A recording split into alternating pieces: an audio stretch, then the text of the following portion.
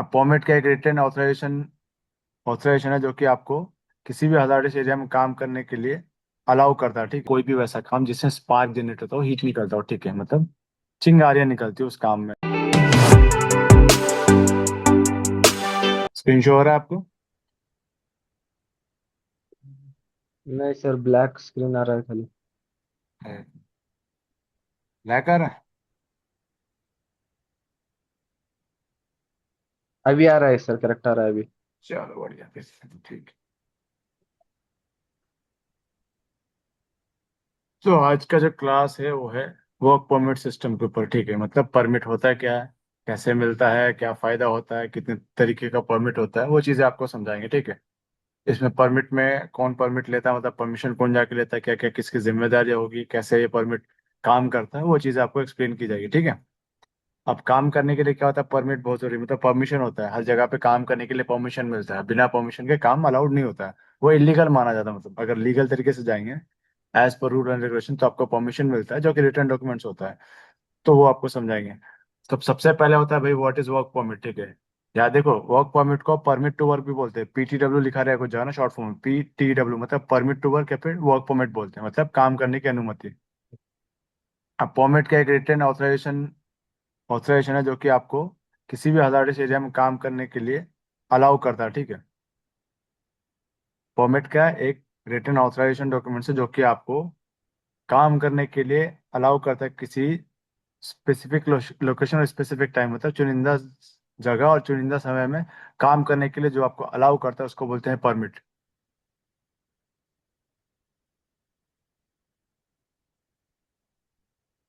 आवाज आ रही है मेरी? जी सर।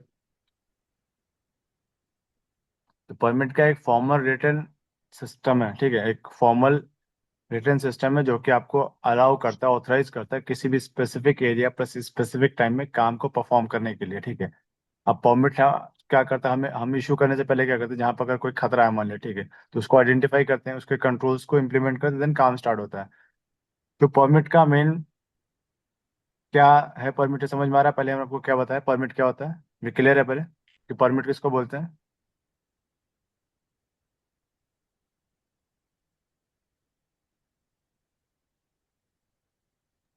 मनमोहन, मेरी वॉइस आ रही है?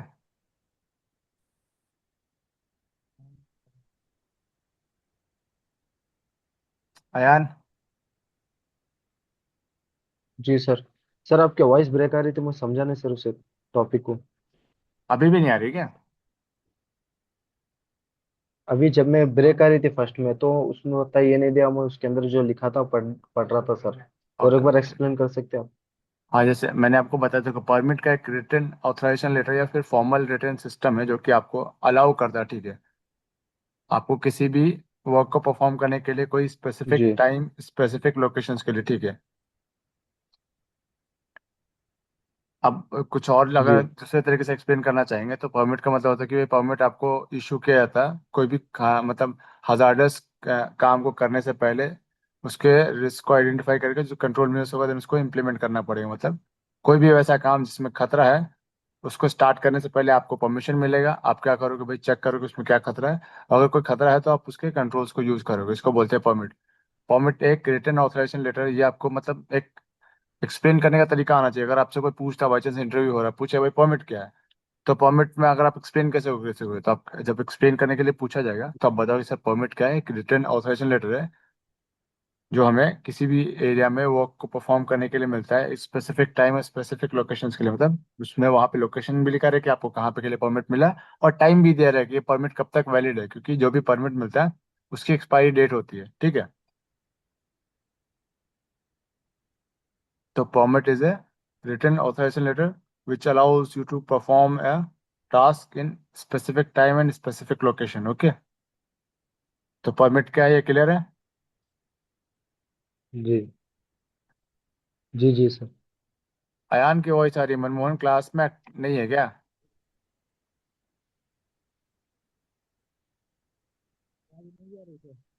एक ही बंदा, दूसरा बंदा का तो समझ में नहीं आ रहा कुछ। मनमोहन,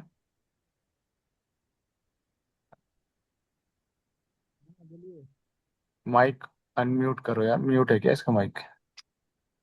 जाओ यार, इससे कैसे चलेगा?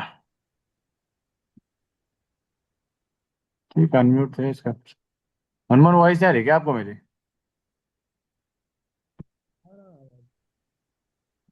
अरे अड्डे का बंदा। उनकी आवाज ठीक आ है। रही है सर, स्लो आ रही है। हाँ, किसके वॉइस? मनमोहन के वॉइस तो मेरे जी, को आ ही नहीं रही कुछ। मेरे वॉइस में आ रही है ना? मुझे आ रही है सर। नहीं, तुम्हारी आ रही है, मुझे मनमोहन की भी हल्लो आ रही है सर, स्लो आ रही है उसको मनमोहन के मेरे को तो वॉइस। कुछ आ ही नहीं रहा भाई, अपनी वॉइस थोड़ा सा कस के बोले यार।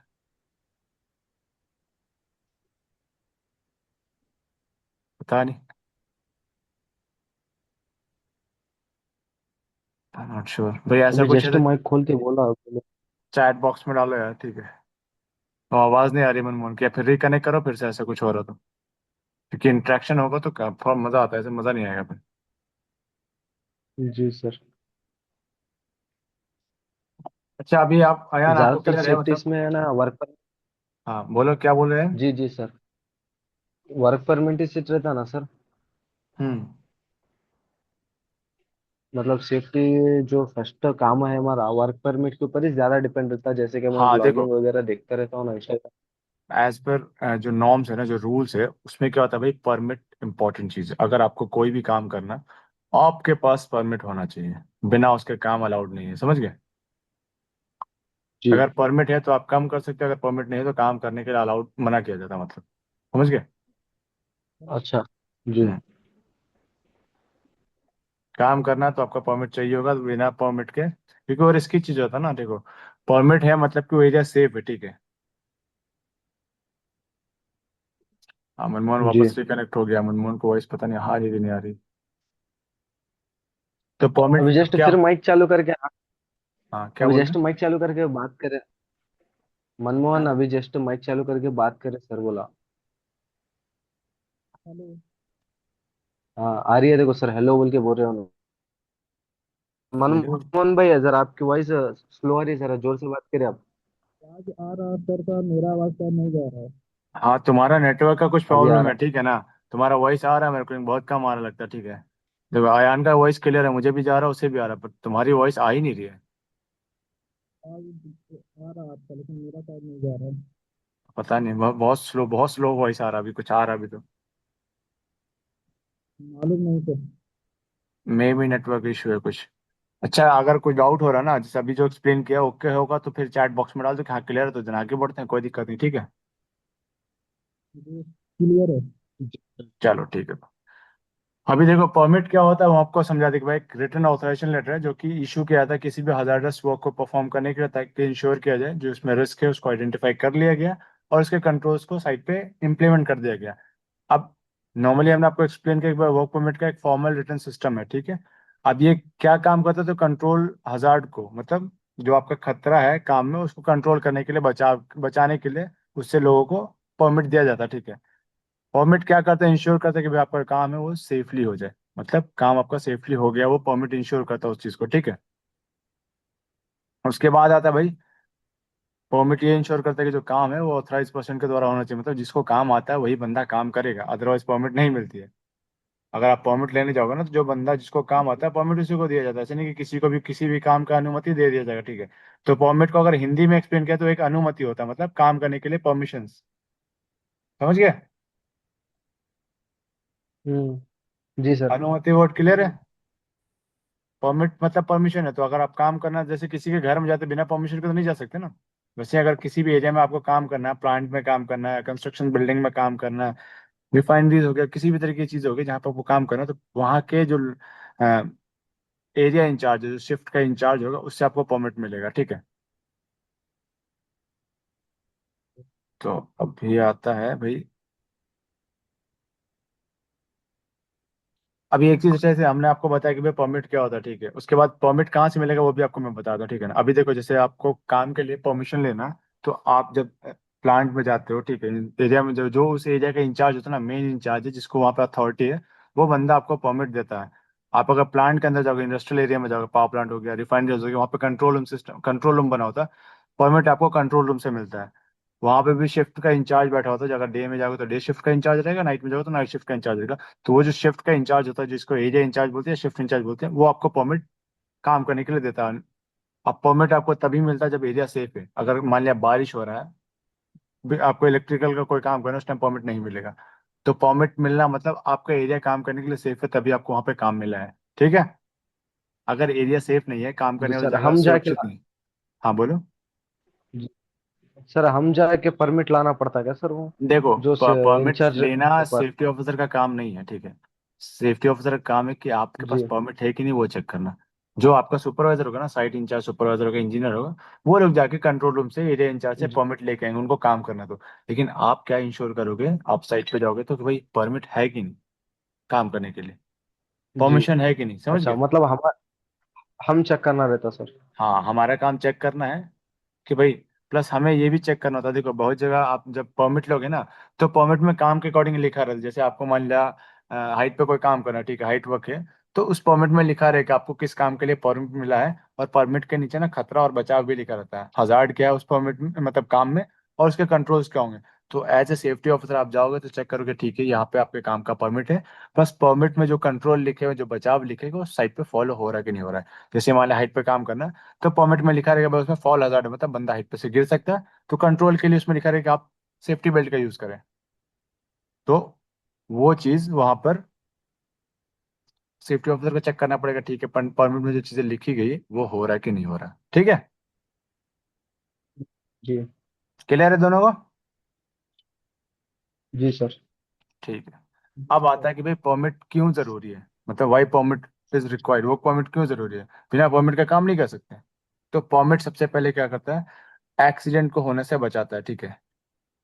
क्योंकि अगर आपका एरिया सेफ नहीं जी है, सुरक्षित नहीं है, तो वहां पे कोई ना कोई दुर्घटना हो सकती है काम करने के टाइम में। अगर वैसा एरिया सेफ नहीं है, काम करने वाली जगह सही नहीं है, आपको काम करने के लिए परमिट नहीं मिलता, तो वो दुर्घटना से बचाता है। अगर आपको बिना परमिट का आप काम करने चले गए, वो एरिया सेफ नहीं था, किसी को कुछ हो गया, तब तो बड़ा नुकसान हो जाएगा ना। परमिट हाँ क्या सर। करता है, जो भी खतरे वाली एक्टिविटीज को कंट्रोल करता है, ठीक है ना। क्योंकि परमिशंस देने टाइम वो चीजें चेक करते हैं कि एरिया सेफ है कि नहीं, आपके पास सामान है कि नहीं, आपको नॉलेज है कि नहीं, क्योंकि कॉम्पिटेंट पर्सन को दिया था, मतलब जिस बंदे को नॉलेज है काम करना, उसके अकॉर्डिंग परमिट अलाउ किया जाता है। उसके बाद आता है, जैसे हमने आपको बताया भाई, इंश्योर सेफ्टी कंप्लाइंस, मतलब परमिट मिलने के बाद एज पर सेफ्टी ऑफिसर आप वहां पे जाओगे तो सेफ्टी के जो रूल्स होंगे फॉलो हुए कि नहीं वो चेक करोगे आप। तो सेफ्टी कंप्लाइंस मतलब आप वहां पे जो कंट्रोल बचाव लिखे हुए थे वो इम्प्लीमेंट हो रहा, साइट पे यूज हो रहा कि नहीं हो रहा, फॉलो हो रहा कि नहीं हो रहा, वो तो चेक करोगे आप। तो थर्ड पॉइंट भी हो गया कि इंश्योर सेफ्टी कंप्लाइंस, मतलब साइट पे जो सेफ्टी रूल्स है वो फॉलो हो रहे कि नहीं हो रहे। तो परमिट का ये भी फायदा है। देन लास्ट चीज आता है डिफाइंड रिस्पॉन्सिबिलिटी, मतलब परमिट में रिस्पॉन्सिबिलिटीज भी रहती है, साइन किया जाता है, ठीक है ना। कि जो बंदा परमिट जाके रिसीव करा उसका साइन होगा, जिसने परमिट इशू किया उसका साइन होगा, और इंजीनियर्स और सेफ्टी ऑफिसर्स के भी कुछ कुछ जगह पे साइन होते हैं। तो बंदों को अपनी जिम्मेदारी समझ में आती है कि ठीक है, परमिट मिला तो मेरी जिम्मेदारी है, ये चीज सही से कंप्लीट होना चाहिए, समझ गए। तो जी ये समझ गए फायदा सर। होता है परमिट लेने का, समझ गए। ये क्लियर है। जी सर। ठीक है। अब उसके बाद आता है, ठीक है, अब कितने टाइप का परमिट होता है आपको मैंने बता दिया, ठीक है। परमिट क्या होता है आप किसी को बता सकते हो, ठीक है। परमिट का मतलब क्या होता है, परमिट कहाँ से मिलता है, परमिट क्यों जरूरी है, वो चीज़ एक्सप्लेन होगी। अब किस किस काम के लिए परमिट लगेगा ये भी तो पता होना चाहिए, भाई किस किस तरीके का परमिट होता है, समझ गए। परमिट के जी टाइप्स जो हो सर। गए वो भी हमें पता होना चाहिए। तो सबसे पहला परमिट होता है हॉट वर्क परमिट, ठीक है। अब हॉट वर्क का क्लास उस दिन आपका लिया था ना हमने। जी सर, हॉट वर्क कर लिया। तो हॉट वर्क किसको फिर बोलते हो, थोड़ा उस टाइम एक्सप्लेन पे कर सकते हो। मैं वो टाइम पे 2 क्लासेस मिसिंग था सर मेरे। ओके। नोट्स तो गए होंगे ना फिर भी। हाँ नोट, लेकिन स्टडी नहीं करा सर नोट्स के ऊपर, जब बिजी था मैं उस देखो टाइम। यही गलत बात है ना, नोट्स तो दिए हमने, ठीक है, चलो क्लासेस में आप नहीं आए थे, आई गॉट इट, कोई इशू नहीं है, ठीक है, I can understand, but still आपको नोट्स मिले हैं तो नोट्स तो थोड़ा पढ़ना बनता है, समझ गए। जी सर। थोड़ा सा क्या जी है ना, जी सर। आया अपने साइड से इनिशिएटिव लेना बहुत जरूरी है, ठीक है। अगर आपको चीजें सीखनी है, ठीक है, हम हैं आपके लिए, कोई इशू नहीं, बट स्टिल आपका खुद का इनिशिएटिव भी है, समझ गए। बाकी आपको, हाँ, रिकॉर्डिंग सब उसके क्लासेस नहीं गए आपके पास, वो चले जाएंगे, ठीक है। तो देखो हॉट वर्क मैंने आपको जी ऐसा जी बता सर। दी, कोई भी वैसा काम जिससे स्पार्क जनरेट होता हो, हीट निकलता हो, ठीक है, मतलब चिंगारियां निकलती है उस काम में, जैसे कटिंग कर रहे हैं, वेल्डिंग कर रहे हैं, ग्राइंडिंग कर रहे हैं, तो ये सब हॉट वर्क एक्टिविटीज में आता है, ठीक है। तो अगर इस तरीके का कोई काम हो रहा है जिसमें स्पार्क जनरेट होगा, ठीक है, आपको पता है कि ठीक है भाई आज ग्राइंडिंग करना, मड मेटल प्लेट को कट करना, तो आपको उसके लिए हॉट वर्क का परमिट लेना पड़ेगा, ठीक है। तो हम आपको हर एक परमिट को easily one by one explain करेंगे, ठीक है। तो अभी आपको टाइप्स बता देते हैं, आगे हम आपको हर एक परमिट को एक्सप्लेन करेंगे, कैसा परमिट दिखता है, क्या क्या होता है चीजें, ठीक है। ओके। जी सर। जी सर। ओके। दूसरा होता है कोल्ड वर्क परमिट, मतलब नॉर्मल काम, मटेरियल को शिफ्ट करना, इधर से उधर रखना है, मतलब जिसमें कोई स्पार्क स्पार्क जनरेट ना हो, हेवी वर्क ना हो, नॉर्मल काम है, किसी मान लिया नट बोल्ट टाइट करना हो, ठीक है, हल्का फुल्का मेंटेनेंस का काम हो, तो वो सब कोल्ड वर्क में आता है, जिसमें कोई स्पार्क जनरेट ना हो, कोई हेवी वर्क ना हो रहा हो, ठीक है, उसको बोलते हैं कोल्ड वर्क। जी सर। साफ सफाई करना हो गया तो सब कोल्ड वर्क परमिट में आता है, ठीक है। उसके बाद आता है कन्फाइंड स्पेस जी परमिट, तो सर। हम आपको कन्फाइंड स्पेस भी बताएंगे, ठीक है। देन फोर्थ होता है इलेक्ट्रिकल वर्क, जो बिजली के मतलब इक्विपमेंट्स में काम करना हो, वायरिंग चेंज करना हो, जो भी है वो सब इलेक्ट्रिकल में आता है। देन आता है हाइट वर्क परमिट, अब हाइट पे, ऊंचाई पे कोई काम करना है जो कि वैसा काम है, तो उस टाइम आपको क्या करना पड़ेगा, हाइट वर्क परमिट लेना पड़ेगा। देन आता है एक्सकैवेशन, गड्ढा खुदाई, मान लिया अगर आपको पिलर्स गाड़ने हैं, बिल्डिंग नहीं बन रही है, तो उस टाइम उसके लिए आपको नए परमिट लेने पड़ेंगे, अलग तरीके का परमिट होगा। आता है रेडियोग्राफी, अब बहुत बड़ा होता है जब वेल्डिंग करते हैं ना, तो वेल्डिंग को टेस्ट किया जाता है, मतलब गामा रेज यूज करके, कि भाई वो वेल्डिंग है, जैसे मान लिया आपने आर्गन वेल्डिंग किया, दो पाइप को ज्वाइंट किया, ठीक है, अब गैस लाइन का पाइप है, तो उसमें कोई लीकेज नहीं होना चाहिए, तो उस टाइम क्या होता है, रेडियोग्राफी में हम क्या करते हैं, गामा रेज का यूज करके चेक करते हैं कि भाई जो वेल्डिंग है उसमें अंदर कोई होल तो नहीं रहेगा ना, क्योंकि अगर गैस गैस लाइन है, मान लिया एलपीजी का गैस लाइन है, वेल्डिंग किया गया, लीकेज हो गया, तो बहुत बड़ा ब्लास्ट हो सकता है। जी। तो उस टाइम उस वेल्डिंग को चेक करने के हाँ लिए सर। रेडियोग्राफी करते हैं, तो उसके लिए अलग से एक परमिट लगता है, उसको बोलते हैं रेडियोग्राफी परमिट। देन आता है लिफ्टिंग ऑपरेशन परमिट, मतलब अगर किसी मटेरियल को उठा के एक जगह से दूसरी जगह रखना, जिसमें क्रेन का यूज हो रहा है, बड़ा बड़ा फराना हाइड्रा, मतलब जो भी लिफ्टिंग वाली चीजें हो रही है, बड़ा क्रेन यूज हो रहा है ना किसी चीज को उठाने के लिए, तो उस टाइम लिफ्टिंग के परमिट चाहिए होंगे। उसके बाद आता है आइसोलेशन परमिट, मतलब अगर मान लिया किसी चीज को बंद करके अगर काम हो रहा है, शटडाउन जिसको बोलते हैं, कि भाई पावर प्लांट को बंद कर दिया गया, मशीन्स को बंद करके उसका मेंटेनेंस चल रहा है, तो आइसोलेशन परमिट उस टाइम चाहिए होता है, ठीक है। तो ये टोटल आपको कितना जी। तरीके का परमिट हो गया, 9। जी। क्लियर है। तो नाइन होगा अब, सर। हाँ, अब ये जी इतने सर। तरीके के काम अगर साइट पे होंगे, तो इतने तरीके का परमिट आपको चाहिए होगा, ठीक है। बट अगर आप जनरल वे में अगर आप किसी से पूछोगे ना, तो भाई कितने टाइप का परमिट होता है, तो कुछ लोग बोलेंगे आपको हॉट वर्क और कोल्ड वर्क, मतलब सारा कोई भी वैसा काम, जैसे पार्क जनरेटर उसको हॉट वर्क बोलते हैं, और ऐसे कोल्ड वर्क भी आता है, एक जनरल परमिट भी बोलते हैं, ठीक है, अगर नॉर्मल कुछ काम करना है, उसको जनरल परमिट बोलते हैं। तो कुछ कुछ लोकेशन पे आप जाओगे तो परमिट्स के थोड़े टाइप्स बढ़ते भी हैं, लेकिन जो जनरल वे में आपको जो पता होना चाहिए वो इतना ही परमिट होता है, ठीक है। लिफ्टिंग का permit, hot work, cold work, confined space, electrical का परमिट, एक्सकावेशन हो गया, रेडियोग्राफी हो गया, और आइसोलेशन परमिट, ठीक है। जी सर। तो टोटल 9 टाइप्स हो गए, ठीक है। जी सर। तो टाइप्स पता होना चाहिए, ठीक है, बाकी आपको हम हर एक काम के बारे में एक्सप्लेन करेंगे, ठीक है। और जैसे आप मान लिया आपका लिफ्टिंग हो गया, रेडियोग्राफी हो गया, एक्सकावेशन हो गया, सबके क्लासेस भी आपको अलग अलग से चलेंगे। हाइट वर्क का क्लास अलग से होगा, इलेक्ट्रिकल सेफ्टी का क्लास अलग से होगा आपका, ठीक है। कन्फाइंड स्पेस का क्लास आपको अलग से होगा। तो हर एक जो टॉपिक्स है, जैसे आपका हॉट वर्क का पहला जो आपको दिख रहा है ना, हॉट वर्क परमिट है, उसका क्लास आपको अलग से हुआ है। तो हर एक जी। का जो पार्ट है वो चीज़ आपको एक्सप्लेन की जाएगी, वो होता है क्या, क्योंकि उसका परमिट क्यों चाहिए। तो टाइप्स तो आपको ध्यान में रहना चाहिए कि परमिट होता है क्या, कहाँ से मिलता है, क्यों जरूरी है, और उसके कितने टाइप्स होते हैं, ठीक है। ये चीज़ें एग्जाम में जी सर। इंटरव्यू में भी पूछी जाती है, ठीक है। Then you have to know कि how many types of permit exist, okay. Clear है। जी सर। जी जी जी सर। बढ़िया।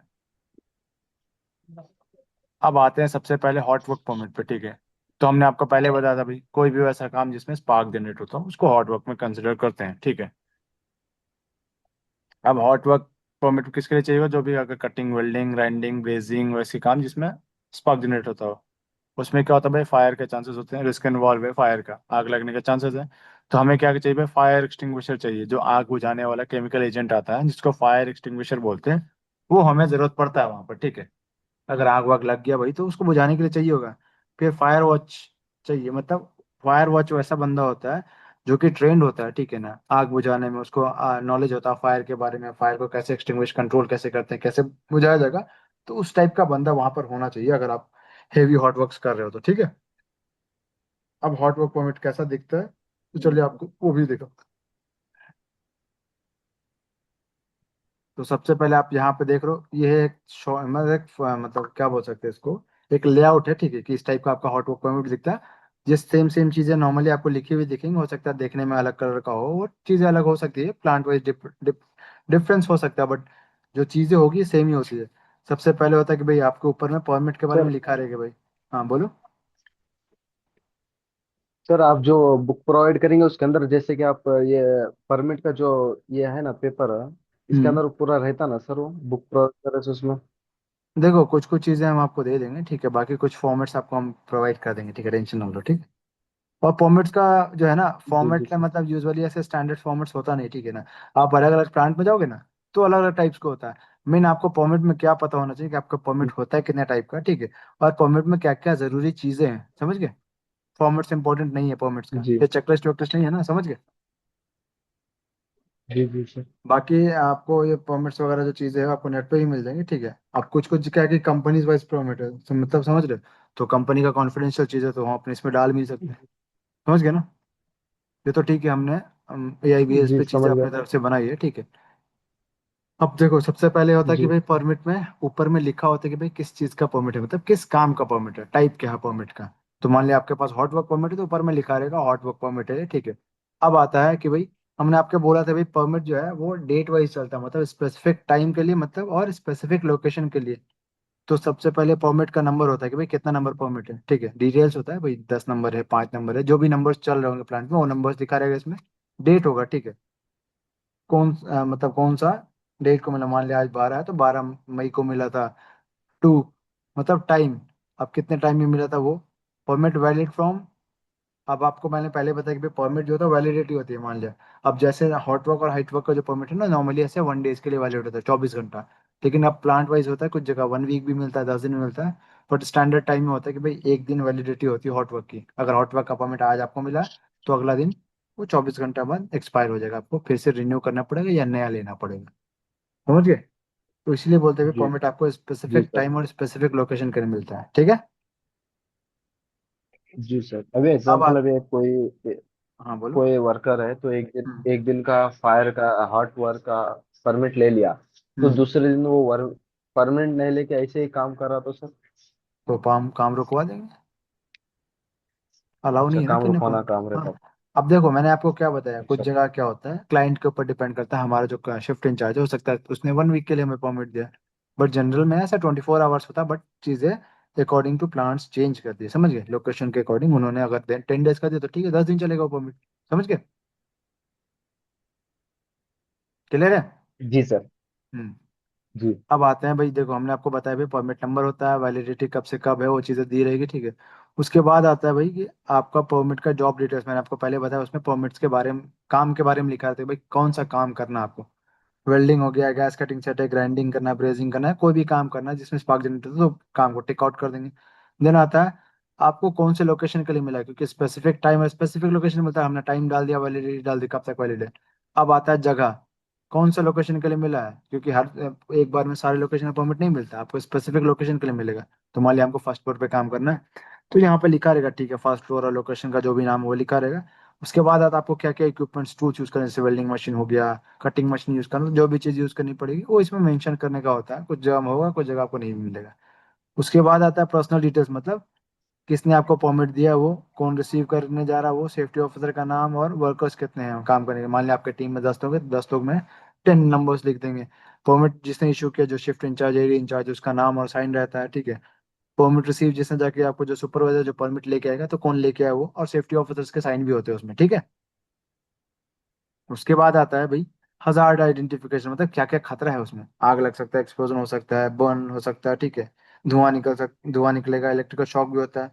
अब मान लिया हम वेल्डिंग मशीन का यूज करते हैं, तो भाई वेल्डिंग मशीन में पावर सप्लाई आ रही है, बिजली आ रहा है ना, पावर से चल रहा हो, तो भाई जी उससे झटका भी जी। लग सकता है, बिजली के झटके के चांसेस है। फॉलिंग स्पार्क, मतलब अगर हम हाइट पे काम करें तो फिर स्पार्क नीचे गिरेगा, तो वो भी एक नुकसान है, तो एक खतरा है एक तरीके से, हाँ ठीक है। सर। तो हमने आपको क्या बोला, परमिट्स में हजार्ड्स भी लिखे रहते हैं कि भाई आपके काम में क्या क्या खतरा है। अब उसके बाद आता है भाई आपको क्या क्या सेफ्टी प्रिकॉशंस लेनी पड़ेंगे अगर आपको काम करना, हमने पहले बताया आपको प्रिकॉशंस भी होते हैं, कि कंट्रोल्स भी लिखा रहता है कि आपका जो काम है अगर उसमें ये खतरा है तो बचाव क्या क्या होंगे। तो आता है भाई आपका जो एरिया है वो इंस्पेक्शन होना चाहिए, मतलब एरिया इंस्पेक्ट करना, आपको चेक कर लेना है काम करने से पहले, ठीक है। कोई भी जलने वाला मटेरियल वहां पर नहीं होना चाहिए। फायर एक्सटिंग्विशर आपको वहां पर रखना है। फायर वॉच वाला जो बंदा आपको बोला वो होना चाहिए, ठीक है। वेंटिलेशन मतलब हवा का बहाव ठीक ठाक होना चाहिए, क्योंकि धुआं वगैरह निकलता है वेल्डिंग करने टाइम, तो आपके वर्कर्स को दिक्कत हो सकता है। हाँ उसके सर। बाद आता है वेल्डिंग केबल, जो भी आपका मशीन का केबल है, पावर केबल है जिससे पावर सप्लाई आ रहा है मशीन में, वो डैमेज नहीं होना चाहिए। अगर वो डैमेज रहा तो बिजली का झटका वटका लग सकता है, ठीक है, इलेक्ट्रिकल शॉक्स लग सकते हैं। अब उसके बाद आता है भाई जी सर। पर्सनल। अब आता है कि भाई हमारा काम में, ठीक है, बचाव हमने ले लिया, खतरा ले लिया, पीपीज मतलब पर्सनल प्रोटेक्टिव इक्विपमेंट, जो सेफ्टी इक्विपमेंट से पहनने वाले पर्सनल, वो क्या क्या यूज करना है वो लिखा रहेगा उसमें, कि वेल्डिंग हेलमेट हो गया। हमने आपको बताया हॉट वर्क के टाइम में लेदर की चीजें यूज करते हैं, लेदर एप्रॉन यूज करना है। सेफ्टी गॉगल्स, चश्मा हो गया, ठीक है, शूज हो गया। ये सारी चीजें आपको उस टाइम यूज करना पड़ेगा, ठीक है। तो वो चीजें भी मेंशन रहेगी उसमें हॉट वर्क परमिट में। उसके बाद आता है भाई, हमने आपको बोला कि भाई फायर वॉचर जो है उसका नाम, ड्यूरेशन कितना देर के लिए वहां पर है वो, ठीक है। और कुछ जगह पे अगर मान लिया हम लोग मतलब ज्यादा डीप डाउन में जाके काम कर रहे हैं, तो वहां पर ऑक्सीजन लेवल भी चेक करते हैं। अगर कोई जलने वाले कोई गैसेस वगैरह है तो वो टेस्ट करेंगे। अगर वो क्योंकि वेल्डिंग करने से पहले कुछ कुछ जगह पे गैस टेस्ट भी किया जाता है, कि भाई कुछ जलने वाले तो एलपीजी वगैरह तो वहाँ पे अवेलेबल नहीं है ना पहले से, कोई वैसा H2S हो गया या फिर कोई भी मीथेन वगैरह गैस तो अवेलेबल नहीं है ना वहाँ पर। अगर वैसा जगह अवेलेबल रहा, हमने काम स्टार्ट किया तो ब्लास्ट हो जाएगा वहाँ पर। तो हाँ अगर सर। कुछ डीप डाउन लोकेशन में कभी क्या होता है ना, ज्यादा मतलब अंडरग्राउंड में काम कर रहे हैं, तो अंडरग्राउंड में गैस टेस्ट किया जाता है वेल्डिंग वगैरह करने से पहले, ठीक है। उसके बाद आता है जी सर। लास्ट में आपको क्या रहेगा, इमरजेंसी कॉन्टैक्ट नंबर्स भी होते हैं, मतलब अगर कुछ हो जाता है, कुछ एक्सीडेंट हो गया, आग वाग लग गया, तो आपको किसको कॉल करना है, ठीक है। देन लास्ट में हमने आपको जी बताया कि भाई नाम के बाद उसके बाद लास्ट में साइन वाइन भी रहता है, कि भाई जो ऑथराइजेशन हो गया, जो परमिट जिसने लिया है, जिसने आपको परमिट दिया है, नाम डेट वगैरह साइन वाइन किया रहता है। तो ये नॉर्मल लेआउट है आपको हॉट वर्क परमिट का, मतलब ये चीजें आपको हो सकती है। और ऊपर नीचे रहेगा चीजें, कोई बड़ी बात नहीं, इसलिए मैंने आपको बोला फॉर्मेट नाम की एग्जैक्टली कोई चीज परमिट में नहीं आप कर सकते, आपको पता होना चाहिए कि इसमें क्या क्या होता है। आपको इसमें परमिट नंबर रहेगा, डेट रहेगा, कब से कब वैलिड है वो लिखा रहेगा, काम क्या है वो लिखा रहेगा, कौन से लोकेशन के लिए मिला वो लिखा रहेगा। पर्सनल डिटेल्स होते हैं कि भाई किसने आपको परमिट दिया, कौन जाकर रिसीव करा, वो हो गया। इसमें आप खतरा क्या आपके काम में वो हो सकता है परमिट में लिखा रहे, कुछ कुछ परमिट्स में होता है, कुछ जगह नहीं भी होता है। उसके बाद बचाव लिखे रहते हैं, कंट्रोल्स मतलब क्या किस तरीके से इस काम को सेफली किया जाए वो हो गया। क्या क्या पीपीज यूज किया जाएगा वो लिखा रहता है। प्लस फायर वॉचर हो गया या फिर कुछ इमरजेंसी कॉन्टैक्ट नंबर हो गया, बाकी साइन वाइन क्या रहता है। तो एक नॉर्मल लेआउट होता है हॉट वर्क परमिट का, समझा? जी सर। क्लियर है? जी जी सर, क्लियर है पूरा। जी सर। तो हॉट वर्क परमिट देखो, मतलब ज्यादा टफ चीज नहीं है, आपको हॉट वर्क उस दिन हमने बताया था, अब उसको काम करने से पहले आपको परमिट लेना पड़ेगा। मान लिया आज का एक्टिविटी कि भाई हमें वेल्डिंग करना है, एक नया फ्रेम बनाना है मेटल का, ठीक है, वेल्डिंग करना पड़ेगा, तो ठीक है, आप अपने सुपरवाइजर को बोलोगे भाई जाके उसका परमिट लेके आओ। बिना परमिट के काम अलाउड नहीं होगा। अब परमिट में जो चीजें लिखे रहेगी एज पर सेफ्टी ऑफिसर उससे फॉलो करवा दोगे आप साइट पर, कि भाई लिखा हुआ है इसमें कि एरिया साफ सुथरा होना चाहिए, साफ रखना है, फायर एक्सटिंग्विशर होना चाहिए, आग बुझाने वाला जो केमिकल एजेंट आता है वो वहां पर होना चाहिए। तो वो चीजों को आप ख्याल रखोगे, ठीक है, चीजें टाइमली होनी चाहिए, ठीक है। जी सर। तो ठीक है, अब आगे बढ़ते हैं।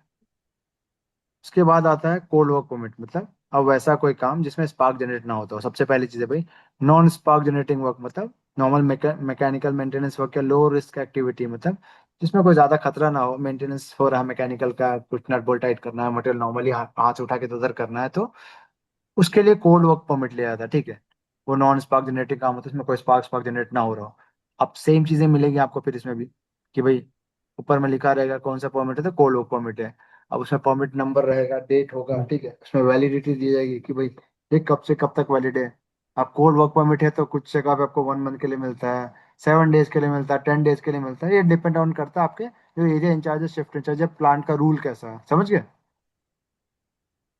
जी सर। मैंने आपको पहले बताया परमिट्स का जो ड्यूरेशन है ना, कुछ कुछ जगह पे प्लांट रूल्स के अकॉर्डिंग बट वेरी करता है, यहाँ से वहाँ चीज आपको चेंज मिलेगी। हो सकता है आप कुछ प्लांट में जाओ तो एक दिन के लिए परमिट मिलता है, किसी प्लांट में जाओ तो 1 मंथ के लिए एक बार मिल गया, अगला अगला साइन जो होगा 1 महीना बाद होगा। तो वो चीजें डिपेंड करती है प्लांट रूल्स जी। के ऊपर भी, बट कुछ जो जनरल रूल्स है वो मैंने आपको बता देते कि भाई हॉट वर्क का परमिट है 24 घंटे के लिए वैलिड होता है, ठीक है। जी सर। क्लियर है? चलो, उसके बाद जी आता है, सर। मैंने आपको बताया भाई परमिट्स में वैलिडिटी हो गई, लोकेशन हो गया, ठीक है, जैसे एग्जैक्ट लोकेशन आप कहाँ पे काम करने वाले वो चीज़ें दी रहेगी, ठीक है। देन उसके बाद आता है भाई जो परमिट है वो किसने इशू किया है, ठीक है, वो इशूअर हो गया, उसका नाम, रिसीवर का नाम, सेफ्टी ऑफिसर्स, कितने वर्कर्स हो गए, बहुत जगह आपको दिया रहे कि भाई कितने वर्कर्स इस काम परमिट के अंदर काम करने वाले हैं, तो उनका नाम तो नहीं रहता लेकिन नंबर्स रहते हैं, ठीक है। जी। तो वो दिए रहेंगे, ठीक है। लेकिन हाँ बोलो। हार्ड वर्क में इसमें सेम रहता ना सर, सेम रहता पूरा, जो नहीं फॉर्म मतलब, में रहता ना परमिट। हाँ अब वही बता रहे, अब जैसे आप जिस प्लांट में जाओगे, जैसे मान लिया आप रिलायंस के प्लांट में गए, तो वहां पे जो परमिट्स मिलेगा वो सेम टाइप्स के दिखेंगे। हॉट वर्क हो गया तो थोड़ी चीजें चेंज रहेगी, उसमें कंट्रोल थोड़ा अलग रहेगा। जैसे अब हॉट वर्क में है, आपको लिखा होता है फायर एक्सटिंग्विशर के बारे में, कोल्ड वर्क में तो वो लिखा नहीं रहेगा, क्या लगता है? कंट्रोल्स में बचाव में वो रहेगा जी नहीं सर। रहेगा ना। सेफ्टी प्रिकॉशंस में क्या लिखा रहेगा, फायर एक्सटिंग्विशर तो लिखा नहीं रहेगा क्योंकि वो काम ही नहीं वैसा। लेकिन हाँ, ऊपर के कुछ चीजें सेम रह सकती हैं, ठीक है, कि भाई नाम क्या है, वैलिडिटी कब तक है, डेट कब तक है, समझ गए। ये चीजें होगी। अब जी आता सर। है डिस्क्रिप्शन ऑफ वर्क, मतलब हमने आपको पहले बताया, उसमें हर परमिट में काम लिखा रहता है कि आप किस काम के लिए परमिट ले रहे हो। कोल्ड वर्क परमिट है, उसमें काम क्या करना है आपको, तो मैकेनिकल मेंटेनेंस का काम है, फिटिंग्स है, बोल्टिंग है, पेंटिंग है, इंसुलेशन वर्क है, डक्टिंग है, क्या करना है आपको, तो वो चीजें उसमें मेंशन की जाएगी। अगर उसमें पहले से लिखा हो तो टिक आउट कर दो, नहीं लिखा हुआ तो आप अपने पेन से उसमें लिख सकते हैं, नॉर्मली ऐसा होता है, ठीक है। अब उसके जी बाद सर। आता है भाई क्या क्या खतरा, ठीक है, मैकेनिकल इंजरी हो सकती है, हाथ कट सकता है, केमिकल वगैरह हाथ पे गिर गया तो नुकसान हो सकता है, दब जाएगा किसी मूवमेंट वाले पार्ट में, तो पिंच पॉइंट हजार्ड उसको बोलते हैं, ठीक है। उसके बाद आता है आपको कंट्रोल्स क्या क्या, ठीक है। तो नॉर्मली चीज़ें को एरिया को इंस्पेक्शन करना होता है, मतलब काम करने से पहले चेक करना होता है। बैरिकेशन, मतलब हम लोग बैरिकेशन टेप कभी देखा है कि आप लोग मूवी वगैरह देखो, डेंजर एक रेड वाइट का टेप लगाया जाता है, एरिया को बैरिकेशन किया जाता है, मतलब अगर आप अपना काम कर रहे हैं, जी हम लोग क्या सर। कहते हैं, एरिया को बंद करते हैं, टेप लगाते हैं, इसको बोलते हैं डेंजर टेप या बैरिकेशन टेप बोलते हैं। वो मूवी वगैरह आपको दिखा है क्राइम जी सीन पे, सर। टेप से ना इसे कवर किया रहता है जी चारों तरफ से। हाँ, उसको बोलते हैं बैरिकेशन क्राइम टेप। सीन पे। क्राइम सीन पे देखेगा आपको। जी। तो हम लोग जी जी। साइट पे भी ये काम करते हैं, ठीक है। अगर हमारा काम हो रहा तो हम लोग क्या करते हैं ना, अगल बगल बैरिकेशन कर देते हैं ताकि दूसरा कोई हमारे काम में नहीं आए, किसी को कोई नुकसान नहीं होना चाहिए। मान लिया अगर हॉट वर्क हो रहा है, स्पार्क किसी और को भी जाके लग सकता है, तो आपने क्या किया, एक बड़ा सा एरिया को बैरिकेशन कर दिया ताकि इसके अंदर कोई आएगा नहीं। अगर कोई आएगा नहीं तो किसी के ऊपर स्पार्क गिरेगा नहीं, समझ गए। जी तो हम लोग एरिया बैरिकेड करके भी काम करते हैं। मान लिया अगर मशीन से कोई सामान को उठा रहे हो सकते, तो सामान गिर भी सकता है, तो हम लोग एरिया बंद कर देंगे, भाई दूसरा कोई आएगा नहीं जब तक ये एक्टिविटी या काम कंप्लीट नहीं होना चाहिए। तो ये सेफ्टी प्रिकॉशंस में ये भी चीजें लिखी होती है कि भाई आप एरिया बैरिकेशन करके काम करो, ठीक है। जी सर। क्लियर है? जी। जी उसके बाद आपको नॉर्मल, आपको क्या क्या कंट्रोल्स होंगे वो लिखा रहता है, ठीक है। हाउस कीपिंग करना है, फॉल प्रोटेक्शन सिस्टम यूज करना है, अगर हाइट पे काम करो सेफ्टी बेल्ट यूज करना, ठीक है। अब सेम चीज है, ठीक है, वही है, इमरजेंसी कॉन्टैक्ट नंबर हो गया, ठीक है, नाम वगैरह, साइन। अब देखो एक चीज होता है, हम जब परमिट लेते हैं ना, जैसे हमने परमिट लिया तो उसको ऑन करना होता है। आपने ओपन किया परमिट्स को, आपने क्या किया, परमिट ओपन कर दिया। अब काम खत्म होने के बाद आपको परमिट क्लोज भी करना पड़ेगा, समझ गए। अगर आपने अनुमति ली है तो उसको कैंसिल करना पड़ता हो कि परमिट अगर आपने ले लिया, काम हो गया आपका, मान लिया आपने 2 दिन के लिए परमिट लिया था, आपने 2 दिन वो काम कंप्लीट कर दिया, तो आपको उस परमिट को जाके वहां पे सबमिट करना पड़ेगा, उसको क्लोज करवाना पड़ेगा कि सर मेरा काम हो चुका है, परमिट आप सबमिट ले लो, इसको क्लोज कर दो। तो ये एक प्रोसेस होता है कि भाई परमिट ओपन हुआ, आपको परमिट इश्यूअर ने इशू कर दिया, रिसीवर ने आपको साइन करके ले लिया, साइट पे आपका काम हो गया। काम खत्म होने का उस परमिट को जाके रिटर्न आपको सबमिट करके क्लोज करवाना पड़ेगा, हमारे तरफ से परमिट क्लोज हो गया है। तो ये एक प्रोसेस होता है, ठीक है, कि भाई काम करने के बाद परमिट को आपको क्लोज भी करना है, ओके। जी। जी जी जैसे अब सर। हमारा हमने बैरिकेशन करके काम किया था, तो काम खत्म हो तो हमको बैरिकेशन निकालना पड़ेगा, क्या कहते हो? हाँ सर, वो तो है। अगर हम एरिया बैरिकेड किया तो वही होता है कि भाई एरिया बैरिकेशन खोल दिया, सारा कुछ चेक कर लिया, ठीक है, अब काम करना कुछ नहीं है, तो हम परमिट को जाकर रीसबमिट करके उसको क्लोज करवा देंगे, ठीक है सर आप रिटर्न ले लो परमिट, हमारा काम हो चुका है। तो ये चीजें होती है, परमिट को क्लोज भी करवाना होता है अगर परमिट आप इशू करवा रहे हो, ओपन कर रहे हो, तो ठीक है। जी तो एज सर। पर सेफ्टी ऑफिसर हम भी ये चीजें भी कंफर्म करते हैं, ठीक है, कि आपने परमिट तो ले लिया, ठीक है, काम हो गया, तो जाके परमिट को क्लोज करा के आओ, क्लाइंट के पास जाके वापस से परमिट को क्लोज करेगा, उसमें साइन होता है कि भाई काम हमारा कंप्लीट हो चुका है, सारा कुछ सेफ्टी से हो गया, तो परमिट क्लोज कर दीजिए, ठीक है। जी सर। क्लियर है इधर तक? हाँ सर, जी। क्लियर है कोल्ड वर्क तक। तो परमिट, पहले तो ये बताओ मुझे, परमिट समझा सकते हो किसी को, आपसे कोई पूछता है कि भाई वर्क परमिट क्या होता है तो? जी सर, वो रिटर्न एक ऑथराइज्ड रहता है, वो जो पहले हम उससे चक्कर में रहता शॉर्टली, जैसे कि कोई हजार्ड हो या हजार्ड वर्क हो, हम्म। उसके अंदर कोई आइडेंटिफाई करना रहता हमारे के अंदर, उसके अंदर जो सेफ्टी कंट्रोल्स रहते हैं वो फॉलो करना रहता सर हमारे। हम्म। प्लस हमने आपको एक चीज और बताया, ठीक है, कि भाई से क्या है, रिटर्न ऑथराइजेशन लेटर एक अनुमति है, लिखित अनुमति है, जो आपको अलाउ करता है किसी भी एरिया में टास्क को परफॉर्म करने के लिए with in specific time and with specific location, मतलब चुनिंदा समय, चुनिंदा वक्त, मतलब जो लोकेशन पे, एरिया पे आपको काम परफॉर्म करने के लिए अनुमति देता है, ठीक है। एक फॉर्मल रिटर्न ऑथराइजेशन लेटर है जो कि आपको अलाउ करता है काम करने के लिए, अनुमति देता है आपको चुनिंदा वक्त और चुनिंदा समय के लिए, ठीक है। जी सर। तो ये भी, हाँ, आप इस तरीके से भी एक्सप्लेन कर सकते हो, ठीक है। जी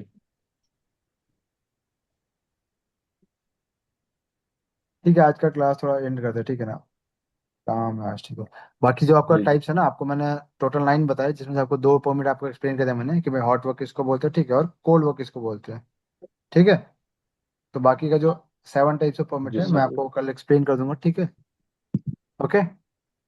तो सर कोई बात नहीं। Okay sir. सर वो जो नोट्स बोल रहे थे सर, अभी कितने दिन तक ये हो जाएंगे सर? कौन सा?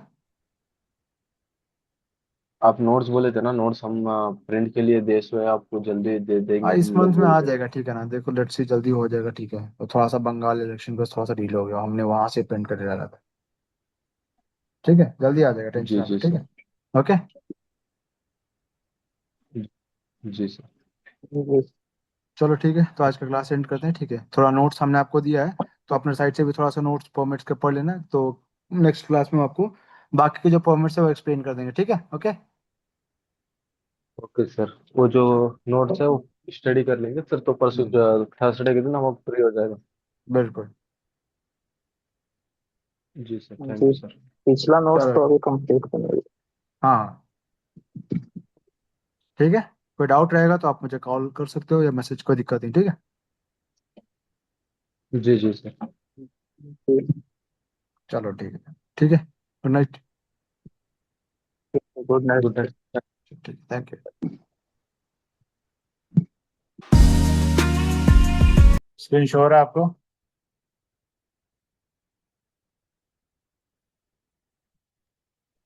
जी सर, एक्सपीरियंस तो हो रहा। ओके।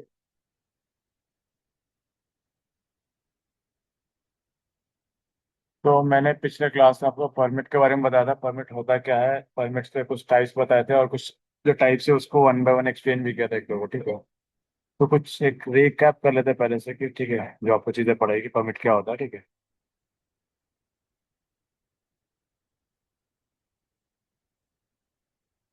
तो हमने आपको बताया था कि भाई परमिट होता क्या है, ठीक है। उसके बाद परमिट्स के कुछ ओवरव्यू थे, टाइप क्या होता है, क्या फायदा है, और क्या क्या किसकी क्या जिम्मेदारियां हैं, ठीक है। तो सबसे पहले भाई परमिट क्या है, तो हमने आपको बता दी, परमिट एक रिटर्न ऑथराइजेशन लेटर है, ठीक है, जो आपको अलाउ करता है किसी भी स्पेसिफिक टाइम या स्पेसिफिक लोकेशन में काम करने के लिए, ठीक है। फॉर्मल, एक फॉर्मल रिटर्न लेटर आप बोल सकते हैं, ठीक है। अब ये क्या करता है भाई, हजार्ड को कंट्रोल करने के लिए फायदेमंद है। ये ध्यान रखते हैं कि भाई काम पे जो काम हो रहा है लोकेशन पे या साइट पर, वो सेफली होना चाहिए, ठीक है। ये किसके तरह होता है भाई, तो ये ऑथराइज कॉम्पिटेंट पर्सन का मतलब जो बंदा कॉम्पिटेंट है, जिसको काम पता है, उसको परमिट मिलता है, हर किसी को परमिट नहीं दिया जाता, ठीक है। तो परमिट का एक बेसिक डेफिनेशन ये था कि एक रिटन ऑथराइजेशन लेटर है जो कि आपको इशू किया जाता है किसी भी काम को परफॉर्म करने से पहले, उसके जो हजार्ड है उसको आइडेंटिफाई करने के लिए। दो तीन तरीके से एक्सप्लेन किया था परमिट को, एक होता है कि एक रिटर्न ऑथराइजेशन लेटर जो कि आपको अलाउ करता है किसी भी स्पेसिफिक टाइम या स्पेसिफिक लोकेशन में काम करने के लिए, या फिर आप एक्सप्लेन कर सकते हैं भाई एक रिटर्न ऑथराइजेशन लेटर है जो कि हमको इशू किया जाता है कोई भी हजार्डस काम को स्टार्ट करने से पहले, उसका जो रिस्क है उसको आइडेंटिफाई करना, उसके जो कंट्रोल मेजर्स है उसका यूज करना, ठीक है। तो ये एक बेसिक डेफिनेशन था कि परमिट क्या होता है। अब परमिट को वर्क परमिट भी बोला जाता है, या फिर permit to work, PTW short form में बोला जाता है, ठीक है। ये दोनों चीज बोला जाता है, ठीक है। उसके बाद है भाई, परमिट क्यों जरूरी है, तो परमिट जो है आपको एक्सीडेंट से बचाता है, अगर एरिया सेफ रहेगा तभी परमिट मिलेगा। देन हजार्डस एक्टिविटी को कंट्रोल करता है, जो आप सेफ्टी रूल्स है वो फॉलो होना चाहिए उसको इंश्योर करता है, ठीक है। किसकी क्या जिम्मेदारी है वो चीज़ों को बताता है वो। उसके बाद था कि कितने टाइप ऑफ परमिट होते हैं, तो हमने टोटल आपको 9 बताया था, जिसमें पहला था hot work permit, cold work, confined space, electrical work permit, height work, excavation, radiography, lifting operation, then isolation. उसके बाद हमने आपको कुछ परमिट्स एक्सप्लेन किए थे। तो सबसे पहला था हॉट वर्क परमिट, ठीक है। अब हॉट वर्क में था कोई भी वैसा काम जिससे स्पार्क जनरेट होता हो, चिंगारियां निकलता हो, वो हॉट वर्क में कंसिडर करते थे। तो उसके लिए हॉट वर्क की परमिट चाहिए होगी। परमिट में कुछ बेसिक चीजें आपको डिफाइन की थी कि भाई क्या क्या चीजें होंगी। तो परमिट में नंबर होता है, लोकेशन हो गया, डेट होता है, किस तरीके का वर्क है, किसने इशू किया है और किसने रिसीव किया है, क्या क्या उसमें प्रिकॉशंस है, उसमें क्या क्या खतरा है, सारी चीजें डिफाइन की जाती है। देन हमने आपको कोल्ड वर्क परमिट बताया था, मतलब नॉन हॉट वर्क तो काम को, जो नॉन स्पार्क जनरेटिंग वर्क है उसको कोल्ड वर्क बोलते हैं। जो जनरल वर्क हो गया, जो मैकेनिकल वर्क हो गया, लो रिस्क एक्टिविटी हो गया, नॉर्मल बोल्ट टाइट करना है, मटेरियल को नॉर्मली शिफ्ट करना है, छोटे मोटे काम को कोल्ड वर्क में कंसिडर करते हैं, ठीक है, जिसमें स्पार्क जनरेट ना होता हो। तो हमने वो दो आपको एक्सप्लेन किया था। तो आज के टॉपिक्स में आएगा मेन है कन्फाइंड स्पेस परमिट, ठीक है। अब मान लिया अगर आप कोई वैसा जगह पे काम कर रहे हैं जो एरिया थोड़ा मतलब बंद वैसा एरिया, ठीक है, जहाँ पे आने जाने का रास्ता बहुत छोटा है, या पाइपलाइंस में काम हो रहा है। तो पाइपलाइन कैसा होता है, एक तरफ से आना एक तरफ से जाना है, छोटा एरिया हो सकता है, हवा कम हो, वो रेगुलर काम के डिजाइन ना किया गया हो। तो अगर वैसा जगह आपको काम करने, किसी टनल में काम कर रहे हैं, तो उस जगह पे जो परमिट हमें चाहिए वो कन्फाइंड स्पेस का परमिट होगा, ठीक है। अब कन्फाइंड स्पेस वैसा जगह है जहाँ पे ऑक्सीजन की कमी हो सकती है, गैस टेस्ट करना पड़ेगा, यहाँ पे कोई जहरीली गैसेस तो नहीं है। एक बंदा को हम लोग बाहर खड़ा करके रखते हैं, ठीक है, एक्टिविटी को मॉनिटर करने के लिए, ठीक है। तो उस टाइप की लोकेशंस को या वर्क को कन्फाइंड स्पेस में कंसिडर करते हैं। अब कन्फाइंड स्पेस का काम होगा तो उसके लिए परमिट अलग से लगेगा, ठीक है।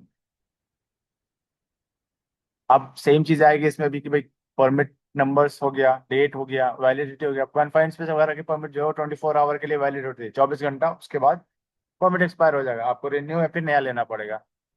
अभी काम क्या है आपको, मतलब पर्पस ऑफ एंट्री, मतलब आप कहाँ जा रहे हो, ठीक है ना। तो टनल में है, वेसल में, मैनहोल में, सम्प्स में, या फिर पाइपलाइन है, किस चीज में काम करने जा रहे हो आप, ठीक है।